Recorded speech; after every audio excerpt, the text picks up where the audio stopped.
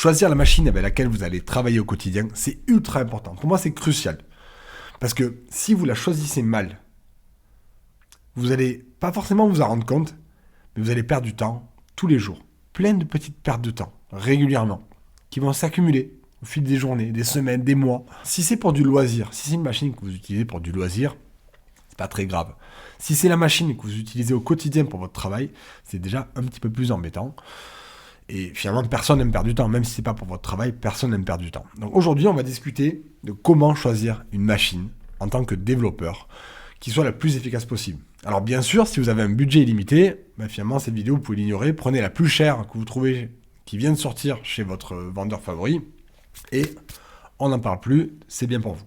Par contre, c'est pas tout le monde qui a un budget limité, je dirais même que c'est plutôt rare. Donc aujourd'hui, on va essayer d'optimiser le choix de notre machine en fonction de notre budget. Et pour faire ça, il faut savoir quels sont les critères qui sont prioritaires par rapport aux autres. Alors, on n'a pas de bol, parce qu'en tant que développeur, vous allez voir qu'il y a quand même beaucoup de contraintes, et donc on va avoir du mal à choisir des choses à réduire, mais on va quand même essayer. Alors, en tant que développeur, qu'est-ce qu'elle fait notre machine en priorité ? Déjà, nous, en tant qu'utilisateur développeur, qu'est-ce qu'on fait ? Déjà, on est un utilisateur normal. On utilise déjà la machine. Donc, on va le démarrer, lancer plein d'applications, des applications du quotidien comme messages, WhatsApp, calendrier. Il y a pas mal de choses qu'on va lancer. Et bien sûr, un navigateur web. Et là-dessus, on s'en sert quand même assez souvent en tant que développeur. On fait souvent des recherches sur la doc, sur les forums. On est souvent en train de chercher des choses sur le web. Donc, forcément, on a plein d'onglets ouverts qui consomment pas mal de RAM.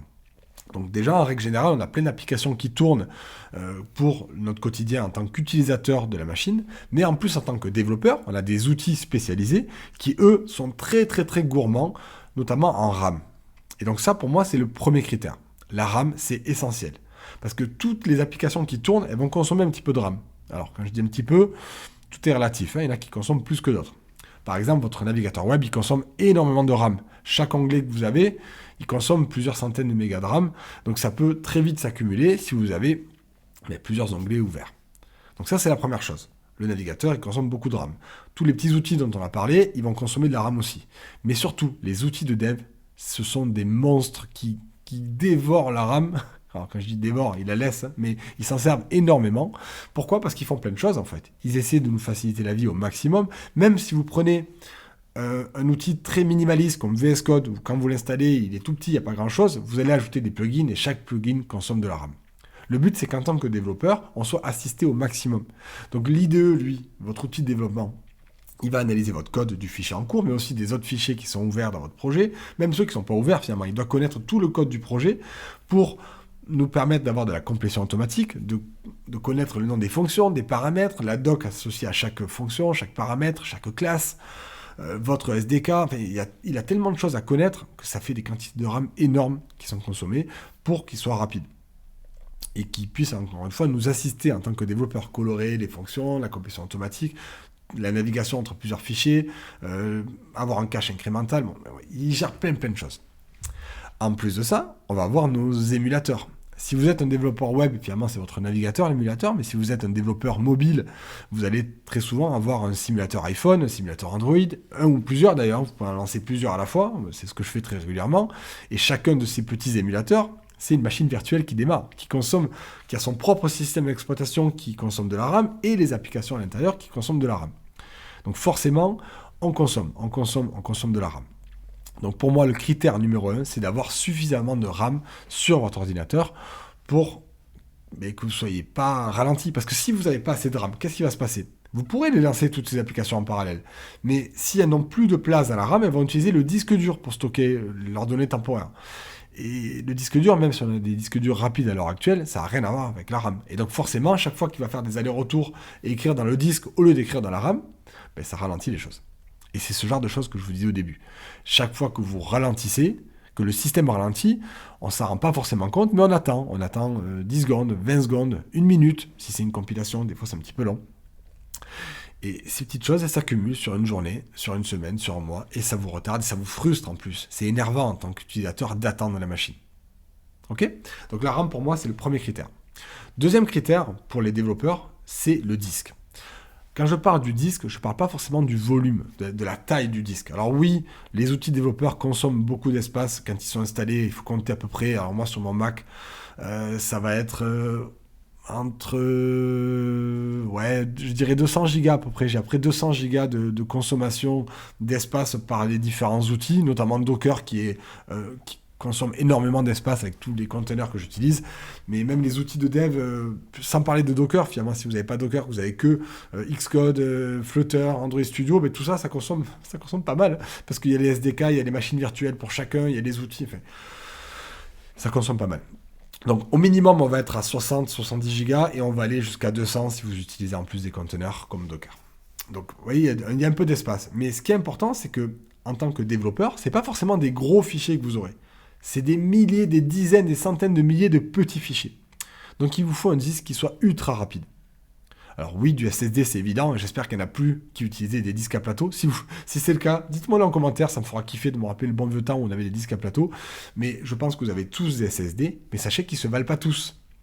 Les SSD à l'heure actuelle, ils sont très rapides, mais il y en a des très très très très très rapides. Donc essayez au maximum de prendre le disque le plus rapide possible, parce que toutes ces lectures de fichiers, à chaque fois que vous compilez, il va lire plein de fichiers à la fois, plein de petits fichiers, recompiler, incrémenter. Et il y a vos fichiers, mais il y a aussi tous ceux du système et des bibliothèques de code que vous utilisez. Donc c'est important d'avoir des disques très rapides en lecture-écriture. Ok, après sur la taille du disque, bon, on en parlera après quand on parlera de machines plus précises, mais voilà, ne vous mettez pas à l'étroit non plus, parce que c'est pareil, si vous manquez de place, vous allez perdre du temps à devoir sans arrêt libérer de l'espace pour faire quelque chose, vous allez être bloqué, et en plus quand on arrive et que le disque est plein, le système il commence à bugger, il n'y a plus rien qui marche bien, donc il faut toujours avoir de la marge. Donc, essayez au maximum d'avoir un disque où vous avez de la place en permanence pour être à l'aise et pas vous en préoccuper. Dernier point, le processeur. Est-ce que le processeur est important lorsqu'on code ? C'est là que je vous dis depuis le début, malheureusement, je vous dis, il faut beaucoup de RAM, il faut un disque rapide. La facture, elle monte petit à petit. Le processeur, et oui, on s'en sert beaucoup, puisque quand vous compilez votre application, chaque fois que vous faites du code et que vous voulez le tester, là, c'est le processeur qui fait tout le boulot. Il va convertir votre code, qui est du code que vous avez tapé en texte, en code binaire, que la machine peut comprendre, et ça, c'est que du pros. Voilà. Et il envoie. Il a besoin d'envoyer pour ça. Alors maintenant, vous n'êtes pas obligé de prendre vraiment le processeur le plus cher possible, le plus gros. Si vous tapez dans le haut du panier, mais dans la fourchette basse du haut du panier, vous serez largement à l'aise pour la plupart des tâches de développement. Pourquoi ? Parce que généralement, si vous avez un bon disque, ça va compenser. Parce que généralement, il va utiliser des caches. Il ne va pas recompiler tout votre projet à chaque fois. Il va recompiler que les fichiers que vous avez modifiés depuis la dernière compilation. Et on a des outils qui compilent en permanence finalement dans l'arrière-plan pour nous permettre de ne pas avoir sans arrêt à attendre et tout recompiler. Donc généralement, avec un processeur qui fait partie des bons processeurs, ne prenez pas de l'entrée de gamme de processeurs, mais prenez dans le haut du panier, mais peut-être pas le plus cher de tous. Vous pouvez économiser là-dessus. En tout cas, c'est ce que je fais moi. Généralement, on va parler après des machines plus précises que je recommande. Mais un processeur, prenez-en un bon, mais n'allez pas non plus, vous n'êtes pas obligé d'aller jusqu'au plus cher possible. Vous pouvez faire des économies là-dessus. Ok. Alors, on fait une bonne nouvelle. Dernière nouvelle, c'est pas la meilleure pour le portefeuille, mais c'est en tout cas ma recommandation, puisque vous me demandez, d'ailleurs cette vidéo fait suite à un mail que j'ai reçu d'un de mes étudiants qui me demandait des conseils sur quel Mac choisir pour développer. Et oui, principalement, je vais vous recommander d'utiliser un Mac. Pourquoi un Mac ? Parce qu'un Mac, c'est une base Unix. Donc, qui dit Unix dit un système qui est utilisé depuis très très très longtemps, qui est utilisé par la plupart des développeurs. Les gens qui ont inventé la programmation l'ont inventé sous des systèmes Unix, et la plupart des outils ont été créés sous des systèmes Unix. On a plusieurs versions du système Unix.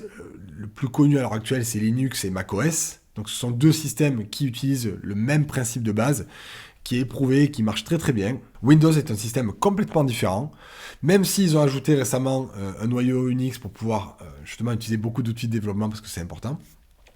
Ça reste un système différent. Et donc, pour beaucoup de choses, vous aurez des tracas en plus. Les chemins de fichiers qui ne sont pas les mêmes, les encodages, les dates. Enfin, il y a plein de choses qui ne sont pas gérées de la même manière en fonction du système sur lequel vous serez. Et si vous êtes sur un système Unix, la plupart des outils de développement vont cesser de lutter contre vous.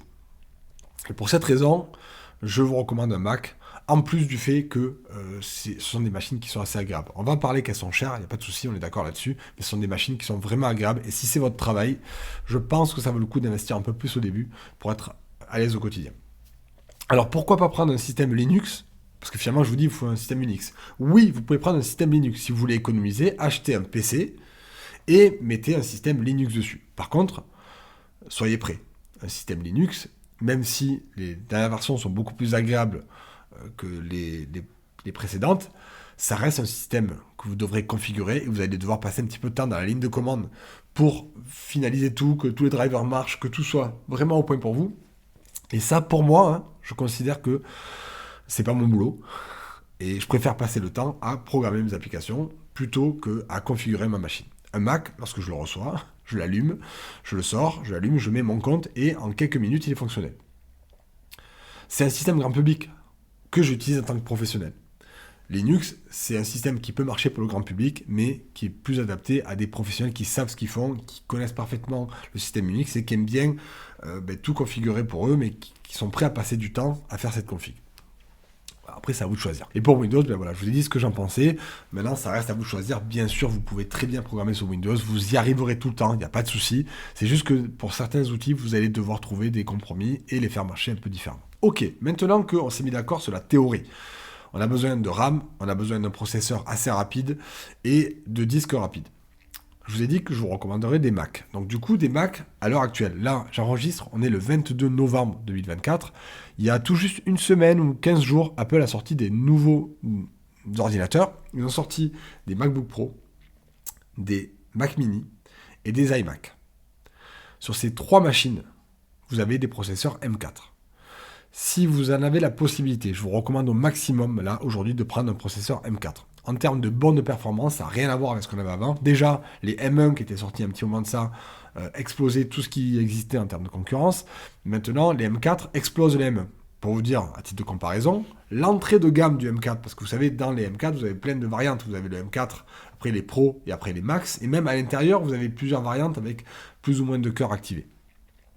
Mais vous prenez le moins cher possible des M4 à l'heure actuelle, il est plus performant que le plus cher des M1 qu'on avait, qui était le M1 Ultra, avec deux processeurs collés. Voilà. Il est plus performant que celui-ci.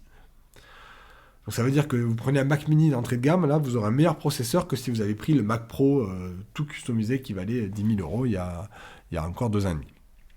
Donc si vous avez la possibilité à l'heure actuelle, je vous conseille vraiment de partir sur du M4.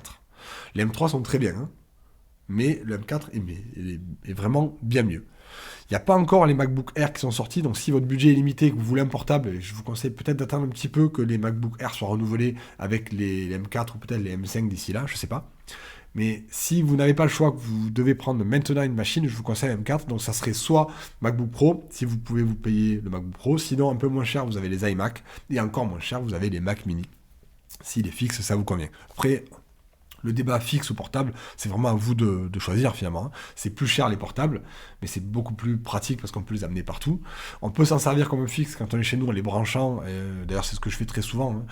L'écran fixe, le clavier, la souris, vous branchez votre Mac quand vous êtes chez vous, mais vous pouvez partir et finalement, votre portable, ça devient transportable. Voilà. Donc, le choix portable, ça c'est vraiment à vous de voir si vous avez les moyens, prenez un portable. Si vous l'économisez, vous pouvez prendre un fixe. Et en plus, ça fait un peu moins de pagaille sur le bureau, ça peut être sympa. Terminons par un exemple concret. La machine que j'ai à l'heure actuelle pour enregistrer cette vidéo et avec laquelle je code au quotidien. Je m'en sers tout le temps. C'est un MacBook Pro 16 pouces M1 Pro avec 32 Go de RAM et 1 Tera de disque. Voilà, c'est la machine que j'ai à l'heure actuelle. Je pense à la renouveler dans l'année.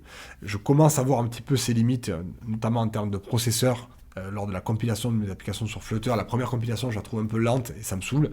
Même si après le reste, une fois que c'est compilé une fois, ça va très vite. Mais la première compilation, je l'attends un peu et ça m'énerve. Donc je pense que je vais bientôt le renouveler, ne serait-ce que pour augmenter mon disque, parce que moi je fais pas que du code. J'ai fait aussi de la vidéo, parce que vous le voyez là en ce moment sur YouTube et sur Purple Giraffe. Donc mon espace de 1 Tera, il est plus suffisant. Je suis sans arrêt en train d'essayer de faire de la place. Et vous devez le savoir, sur les Mac, une fois qu'on a choisi un disque, on ne peut pas le changer, à part de mettre des disques externes. Mais voilà, donc du coup, je vais devoir le remplacer. Et mon prochain, je pense partir sur un MacBook Pro, peut-être en 14 pouces, parce que la taille de l'écran, finalement, c'est pas très important pour moi. Je m'en sers beaucoup avec un écran externe à chaque fois. Donc plutôt sur un 14 pouces, il sera plus léger, un petit peu moins cher. Avec un M4 Pro. Je ne vais pas aller jusqu'au max, je ne pense pas que ce soit nécessaire. M4 Pro, le meilleur des pros, avec 48 Go de RAM et 2 Tera de disque. Voilà. Ça, on parle quand même d'une machine à 3800 €, je crois, dans ces eaux-là, avant réduc. En tant qu'étudiant chez Purple Giraffe, on a des réducs Voilà, moi, j'ai aussi accès au réduc des étudiants de Purple Giraffe, donc je vais le payer un peu moins cher que ça. Mais voilà, dans l'idée, on parle quand même d'une machine qui sera entre 3500 et 4000 euros. Donc c'est quand même un budget, on est tout à fait d'accord. Acheter une machine pour le travail, c'est pour mes besoins à moi. Je la garde 3 ans généralement. Au bout de 3 ans, je vais la revendre dans les 1500, peut-être entre 1500 et 2000 euros. Donc elle m'aura coûté finalement 2000 euros sur 3 ans. Pour un investissement pro, je trouve ça tout à fait correct.